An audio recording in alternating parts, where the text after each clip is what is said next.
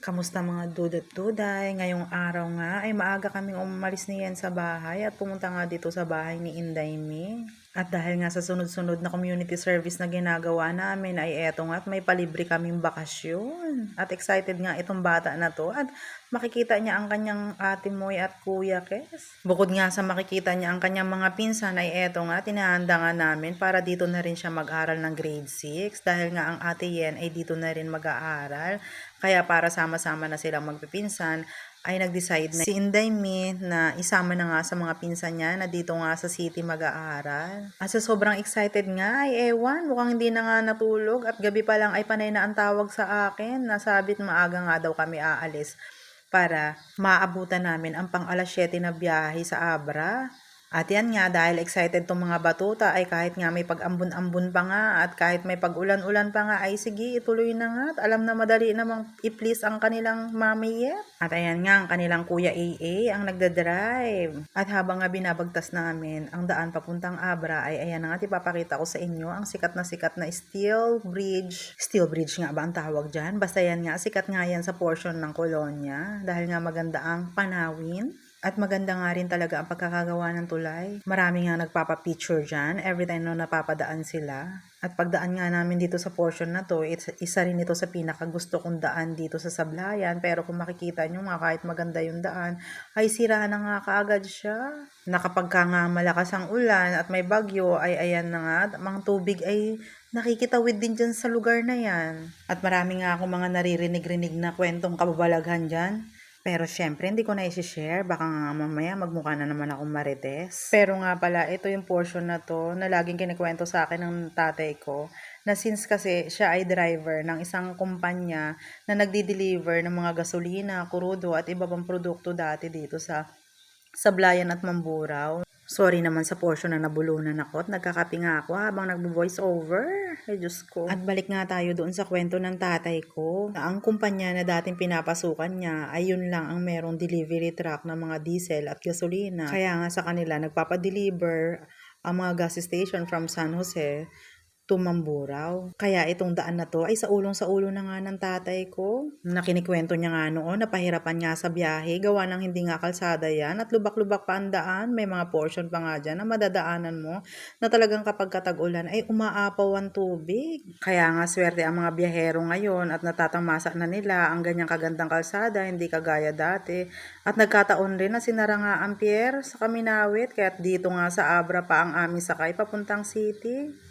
At speaking nga ng city, umalis nga kami ng 4:30 in the morning sa San Jose at eksaktong 7:10 a.m. nga kami dumating dito. Pero oh no, talagang di nga kami nakaabot sa biyahe ng pang alas 7. So no choice nga kami kundi magantay ng pang 9:30 na biyahe. At habang nga nag-aantay kami dyan at para nga hindi mainip itong mga batuta ay naisipan nga naming umupo muna at magkape sa isang convenience store dyan. Kaya nga naisipan na muna naming umupo, magkape at umorder na rin kami ng tinapay. In fairness, masarap yung tinapay nila dyan. Pero habang nandyan nga kami ay may pagharutan pa tong mag-ina.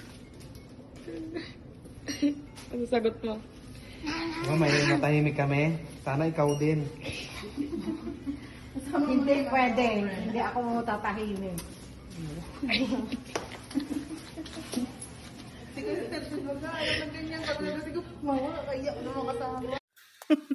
At pagkatapos nga namin, ay ayan na nga, nakapasok na kami dahil dumating na nga ang Roro Master. So, it's time for us para sumakay ng barko. So, tara na! Ngayong araw nga ay masama ang panahon, malakas ang ulan, at higit sa lahat, malalaki ang alon. Parang OA naman ako sa portion na ang lalaki ng alon dahil kung malalaki ang alon, canceled ang biyahe. Tiniming nga lang namin na umalis ng maaga, gawa ng para hindi nga kami abutan ng paglaki ng mga alon. Kita nyo naman yung rampa ng barko ay talagang may pag-uga nga. Timingan na lang rin talaga ang pag-akit ng sasakyan. At kung ang driver nga ay patanga-tanga, tiyak ay mababarag talaga ang bumper ng sasakyan mo. Pero kita nyo naman, no, smooth ang pag-akit namin ng barko, so alam nyo na. Masarap nga naman sa pakiramdam na ikaw ay nakaupo at nakasakay lang kaysa sa nagdadrive nga. At nung bumitaw nga yung barko sa port, ay eto nga, tong dalawa na to ay may pag-akyat nga sa taas. Dahil bukod sa naiihis Inday Mi, yan ay may pupuntahan nga na teacher. Gawa ng meron din kami mga kasabay na mga teachers from DWC. At kikitain niya nga dyan si Ma'am Pia para kamustahin. At chika-chikahin nga dahil nga yun ay isa rin sa pinakagusto niyang teacher. At habang ang hinaantay ko sila, ito nga tinititigan ko itong portion na ito ay may paglakas nga naman ang hampas ng alon pero hindi naman siya ganun kalaki. Pero lumabas nga kami ng sasakyan kasi nga gawa ng kulob ay nakakahilo kaya doon na nga lang kami sa railings nag-antay pero hindi naman din nagtagal gawa ng malagkit nga. Roro Master nga pala yung nasakyan namin kasi nga hindi na kami umabot sa Montenegro na pang alas 7 kaya 9:30 na kami nakaalis. So ayan, medyo masungit nga ang dagat. Yun nga sana yung reason kung bakit maaga sana kaming aalis kasi pagpatak ng 11 a.m. ay talagang nagsusungit na nga rin talaga ang alon. Pero hindi nga namin ininda yung alon at nag-enjoy pa nga kami na nandyan sa labas. Gawa ng alam nyo na excited din pumunta ng city. Bukod sa excited pumunta ng city, may iba ang ambience mo. Ayat nga't may pagsayaw-sayaw pa ako dyan. Kapit ka te, baka malaglag ka. Pagbalik nga namin ng sasakyan, ayan nga't yung isa ay nga na, paano walang tulog nung gabi at excited sa biyahe. So ayan, hindi ka na maka-enjoy sa biyahe at tulog ka na nga.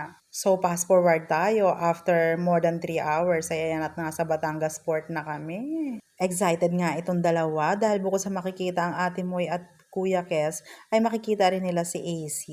At pagdating nga namin sa Twin Villa, ay hindi na nga ako nakapag-video. Gawa nga ng ang dami ng ganap. At yung aking apo ay talagang excited ako na buhatin. So, ayan na nga lang. Pero pagdating pa nga lang namin, ay disaster na itong si Yen. Gawa ng kumain nga ng buko kagabi na may gatas.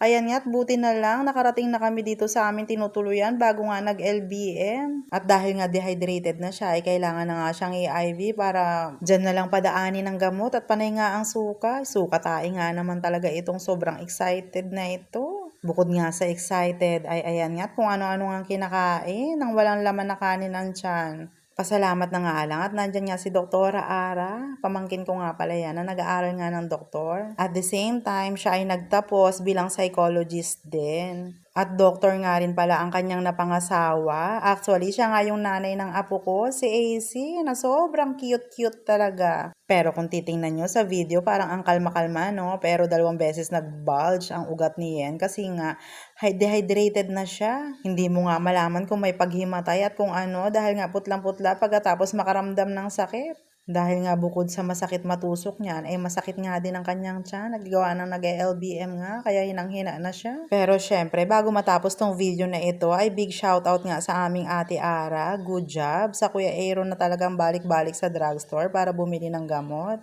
Kay Nash at kay Moy na talagang todo alaga nga kay Yen. Ay thank you. Tunay ngang napakabilis ng panahon. Dati nga't kung makikita mo ay kaliliitan pa lang yung mga yan at ako nga ang nag-aalaga sa mga yan. Ngayon tignan nyo nga at may mga paganyan-ganyan na. At yan nga after 10 years na pagtusok-tusok kay yan, ayan, successful na. Bago nga naman nahanap ang tamang ugat ay talagang 2 beses na siyang natusukan ng karayom gawa nga na dehydrated na siya. At mahirap nang hanapin ang ugat pag ganun, lubog na. Nararanasan ko nga rin yan. Gawa ng ganyan din ang aking sakit. Lagi nga kami nagtatai. Hindi dahil sa marumi yung mga kinakain namin, kundi masiselan talaga yung tiyan namin. Akala mo naman mayayaman nga at para magsilan nga sa mga kakainin. Pero minsan talaga kasi wrong timing ang mga pagkain. Ikaw ba naman kumain ng buko na may gatas, tapos may yelo na lasang buhangin. Ewan ko na lang, buhangin ba yun o lasang lupa daw? So ayun na nga at lesson learned, lalo na kapag umuulan na hindi basta-basta dapat ang kinakain. At kailangan bago kumain ng kung ano-ano ay dapat may laman talagang kanin ang tiyan. Napuyat nga kaming lahat kababantay kay Yen. Gawa ng suka-suka. Talagang hilong-hilo siya. Nagsusuka tayo. Pero nung madaling araw nga ay ginising ko ang kanyang kuya AA para bumili nga ng loperamide. Ayun, kumalma-kalma at hanggang ngayon nga ay masarap pa ang tulog. Salamat sa Diyos at gumaling na kaagad. At salamat kay Dr. Yasser na siya nga nagtanggal ng heplak ngayong umaga. So ayun, pagkatapos ng buong magdamag na pakikipaglaban sa sakit ng tiyan at sa pagtai-tai nga at sa wakas ay magaling na nga si Yen at hanggang ngayon nga ay tulog pa. So postpone muna nga ang lakad namin sa kanyang bagong school na papasukan. Gawa nga na magpapa-ID nga dapat siya. Pero dahil sa marami pa namang oras, pagpanghingahin na nga muna at alam nyo na at naglupot-lupot nga. At bago nga pala matapos tong video na ito ay salamat sa mga nanunood at tinatapos talaga ang video ko. So more vid to come habang nandito kami sa city. Samantalahin na nga natin to para gawin nating content. Maraming salamat sa mga sumusuporta at ito ang inyong galaerang Duday na nagsasabing hanggang sa muli. Close mo. Dapat lalabas yung dugo dyan eh. Ayun na daw. Yan na. Yay. Oh. Wala na yung karayan mo. Oh my God. Wala nang karahay, plastic na yan. Oh my God.